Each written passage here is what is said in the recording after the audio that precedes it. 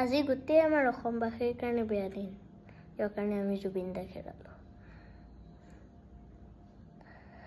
জুবিন দাৰ আত্মাটো ভগৱানৰ ওচৰত ভালকে থাকক হয়তো আমি সবে অসমবাসী আশা কৰিছো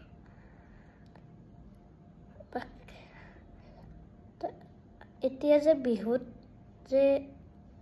জুবিন দাৰ যে পাৰফৰ্মেন্স যে হয় তাতে যেটো ক্ৰাউড ফিলিংটো আমাৰ যে হয় জুবিন দাৰ গান শুনিবলৈ হয়তো এতিয়া আৰু নাথাকিব তো কাৰণে জুবিন দা এই পৃথিৱীখনত নাই মই 1 year আগত জুবিন দাৰ পাৰফৰ্মেন্স চাবলৈ গৈছিলো জুবিন দাৰ পাৰফৰ্মেন্স শেষ হোৱাৰ পিছত লাষ্টত মই জুবিন দাৰ লগত ফটো তুলিবলৈ গৈছিলো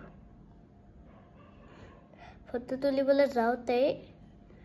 মোক মৰম কৰি পেলাই সুধিলে যে তোৰ নামটো কি এনেকৈ সুধিলে মই ক'লো আয়ুষ্মান কৌশিক তাৰ পিছত মোক ক'লে যে তই ডাঙৰ হলে ভাল ল'ৰা বনিবি এতিয়া মই এইখিনিতে শ্ৰদ্ধাঞ্জলি জনাইছো